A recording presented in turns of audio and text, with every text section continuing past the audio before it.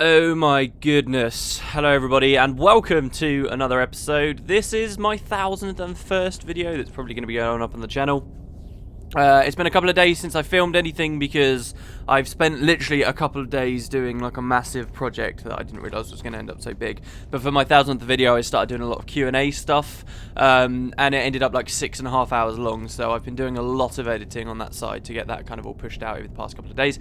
Anyway, hello everybody. I have some bad news, some good news, some bad news. Oh, there's an Ugard in there. That guy actually ambushed me once, so let's actually take him out, shall we? On my test. Oh, and there's one of these guys as well. Okay, so the bad news is... Okay, well, no, I'll give you the good news first and then disappoint you. First of all, the good news is I went back to the previous floor and we actually have our 14 bolts. Would you believe it? We've actually got them. Or was it 12 bolts we were meant to have and we only had 11 on the previous floor. The bad news is, and you will have noticed it already, those sharper-eyed of you. Let's deal with this guy, shall we? We've still got one of our bolts. The bad news is I kind of on my test file played ahead a bit and then accidentally saved over the wrong file, so I've made a tiny bit of progress into the next floor that now I can never show you without having to do all of Trapped again, which I'm not interested in. So we have progressed forward a little bit, but I'm going to do my best to explain. I'm really annoyed with myself, so don't beat me up too much. I'm beating myself up a lot already. But yeah, so basically I'll try and explain as best as possible what exactly we've missed, what little stuff happened. But I have now played through the whole floor, and yeah, so... I know that we haven't, we've skipped over a fair chunk of stuff, but compared to the entire floor, we've not skipped over that much, if that makes sense. So, we've also got some levels up, but I'll do that in a bit, because I don't like really opening the episodes with levels up. Last time we finished, and I'm hesitant to go on the map, because it looks like I've completed loads of stuff, but I haven't, and I promise you I haven't. Okay, so last time we finished Trapped. We're now in the Ancient Chambers. This whole section here was just stuff that we'd already explored from going down pitfalls over here on the Trapped floor, so this you can ignore. This massive chunk here is just one puzzle. It's just one little thing, and I accidentally saved over just after that one puzzle, right? So basically we've got a couple of chambers here, a big puzzle, and then that. And this big puzzle is more of a maze than anything, so don't worry. Okay, the last episode ended and we were here. There's a door here, and there was a green thing. The green things are those oozes we saw up in the mazes before. So obviously I've killed them here.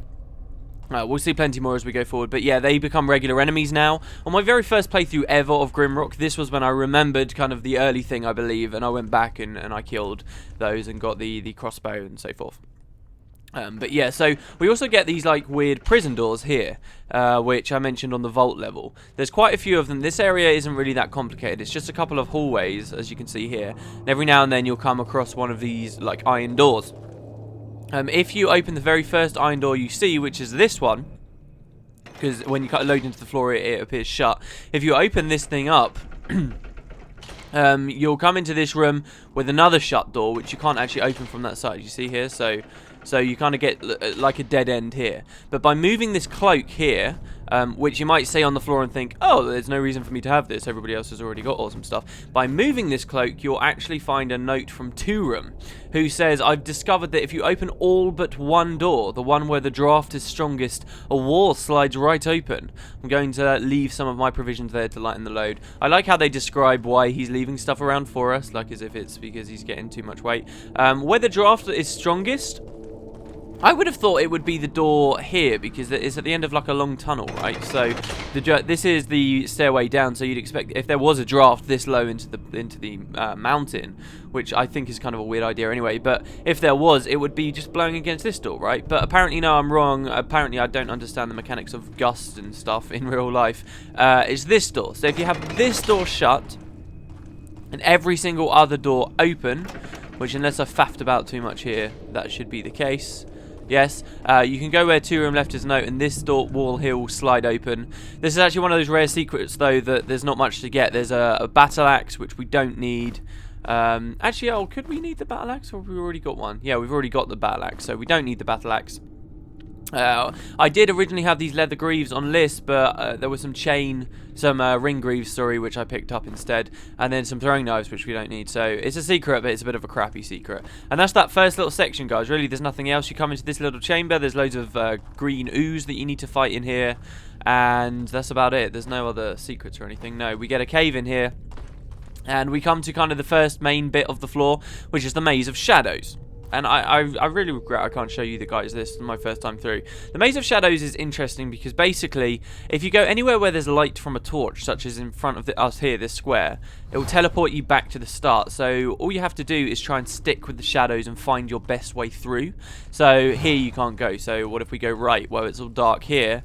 And haha, there's more places we can go. We could go left here, and you can make progress if you go left there. If you come forward, you actually find on an alcove here another bracer. This is the hard stone bracelet. You find it right here. It's just like that.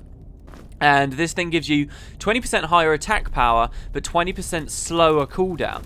And actually, I want to give that to Liz. Because by giving this to Liz, she can now take advantage of something she earned when she leveled up. Just before I saved it accidentally, she leveled up, and she finally got 1 extra level. That's all she's got. She's got an extra 4 points here into missile weapons, which allows her to shoot 2 missiles at once. So we have 14 bolts, and now we're doing double damage, and she really hurts with that. And what I've done is I've given her this bracer because now each of those individual bolts is going to do 20% more damage. So suddenly she's well over doubled the damage output she originally had, and she's become a massive boss. But now ammunition is something that we need to worry about again.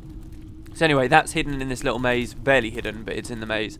Over here you can find a scroll of darkness. So this is where you would learn the spell darkness, which I talked about before in the Let's Play. It doesn't really help though for any of these corridors, honestly. It's just I'm not sure why they give it to you here. Maybe it does help. Thing is, you can more clearly see where the light is and which tiles are going to teleport you back if you take off your torch, if you take off your orb of light. It's easier to see that kind of stuff, but you know, it's also easy enough with all of your lighting on. So I don't really bother with that.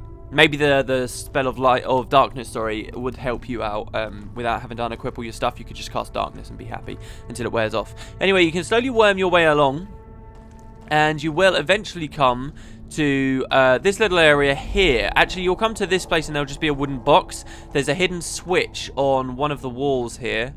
This wall here, you click this wooden switch and it opens this wall up. This allows you to get a secret by going through this teleporter, and as you can see here, this would be the secret that we get. I can't remember specifically what we get. There's some throwing axes, so if we were for throwing weapons, missile weapons, or what? No, just throwing weapons, we would now have a new thing. We wouldn't have to use rocks or shuriken or whatever we'd been using beforehand, but because we don't have a character spec like that, we don't need it. There was possibly also something else minor that was laying around on the floor here. I'm not 100% sure. And then you can teleport back through, but don't be too hasty with going back. Sorry, you could teleport back through there. There's actually a hidden rune in this secret, this one here, which opens this wall here, or these double walls, and that allows you to get another little secret. So it's a secret on top of a secret, and that was bombs, frost bombs. There were like 4 of them, so as you can see, I've now got 8 frost bombs. They'll help me in any sticky situation I may find myself. And you can go through this teleporter that will take you back inside the room because I'm a moron. So then you can just re-enter the maze as you see fit. So there you go, guys. That's pretty much everything in this maze. You can just slowly progress your way through, as you see here. It's very simple. You just don't look at the light. And we are basically where I'd got to. It makes me feel weird that it took me a while to get to this point, and I wonder what it would be like doing a Let's Play where everything was already completed, how quickly it would be to get through this game. Like those hub levels where you have to put all the switches in and stuff. If you just made a beeline from the start of the game to the end when everything was already complete, it probably wouldn't take you that long to get to the bottom. Anyway, so this is it, guys. There were a couple of those flame guys, Ugardens, which I've killed, and now we are in the next area. So, oh, also, there's a pit here. If you fall down this pit, there is also a secret. There's a small secret just on this wall here. We're now in the level of the vault, of course. I've already mapped this out. There was a small secret here. This secret, do you know how we just got this bracer in the maze that gives you higher attack power but slower cooldown? The secret here gives you another bracer that's the opposite. Well, not the opposite. What this simply does is it gives you faster cooldown. So I've given that to Chaos because he was taking a while to cool down anyway. So now he's got that, and everybody has a brace. We've still got the serpent brace from the start, and the other one, of course, is the health regeneration one. So that's very cool, and it's actually going to start throwing loads of braces at us as well soon. Turum also had a note for us in that maze that says, the torches remain out of my grasp, I try to reach for them, the light they shine plays tricks on me. So just a little hint on how to get through that maze if you hadn't originally figured it out. So we will still level up. I'm getting a little bit itchy about seeing that on the screen. I didn't want to say OCD there. Everyone always says, oh, I'm so OCD about this tiny little thing. It's not really OCD, is it? Anyway, we get another pit here. That doesn't lead anywhere. It just leads next to where we were before, but we wouldn't be able to get the secret should we have fallen down that one. So we can't progress, basically, but we do have a key on the wall, but no door near it. So this is an interesting lock, because if you put the key in, it will actually open up this trap door, which is kind of cool. We're going to put the frost bombs on Arachnia. Okay, and now we've got another door here, and we've got a room with just a pressure pad. Now what I'm going to do is I'm going to step on it, then I'm going to cast this. Oh my god, why is everything precast there? I'm going to kill this guy, because basically it's just going to release a load of enemies into us now. So we want to kill this guy nice and quickly. Go through your own poison cloud if you have to. Wow, I poisoned myself. That's very irritating. Go through that if you have to. And now you can see this green glow, right? Basically, this is a load of the slimes that have been released. So as I say, they become normal enemies. Because we have double shot, though, you'll see how much quicker I kill them now than I ever did before. Hopefully I don't get diseased. That would be irritating. So there you go. Look how quickly they go down. It's just when you get double shot, you have to be kind of careful that you don't... every time you kill someone, step onto the tile to get those bolts back. Otherwise, if you're in a prolonged encounter, you very quickly run out of bolts, even though I have 14 at the moment. And this floor will give us a couple of extra as well, which is great. Anyway, the whole point of that was to open up that small room with the key. You could, in theory, just leave these guys if you wanted now, run away. But you never get anywhere in Grimrock by running away. You should always go for your experience. So my suggestion would be to stay. I also noticed something about the poison bolt spell, which I'd kind of not been casting too much. Do you notice how I cast it right now, it just hits the enemy and it doesn't do anything? It's going to get a little bit of extra functionality in just a second, which I find fascinating. It's so cool.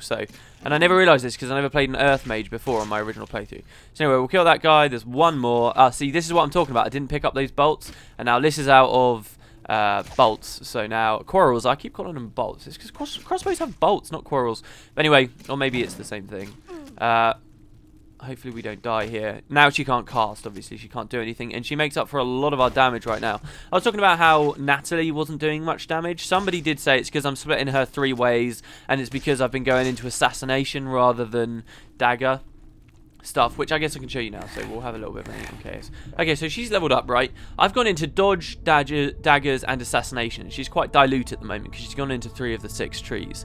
I wanted to go into assassination because I saw it gave me loads of strength buffs, which I thought, so of course this is the more important one to go for. But if you look at daggers, it gives you a lot of skills. It gives you piercing strike after a while. It gives you energy and dex, which I don't really need the energy at all. The dex would be handy, but I don't need the energy. And you can see at level 33, it gives you flurry of slash, a deadly chain of attacks that shreds enemies to pieces. And finally at 50, Death Strike, an extremely deadly attack that slays most enemies. You see, so I think daggers, I underestimated how strong these could be. I thought that strength was the more important stat. And what tells me now that it's not is if we look at our inventories, you can see here her stats. She's got 21 accuracy and only 20 attack power, which comes from strength, right? And your weapon. Now if we look at Chaos has less strength than her. Chaos has only 11 attack power, but because he's got these skills, he's hitting tons of damage. So I very much see, or maybe that's only in that hand. He's got 30 in the other hand. That could be the way it works. But still, he only has marginally more. Well, actually, no, he's coming up on double. Maybe my points move.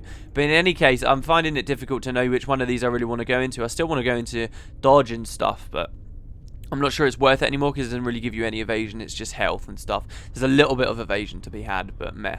So what I'm going to do instead is I'm going to keep going into assassination for now, basically. I'm going to go for that strength +2, and we'll see how that goes.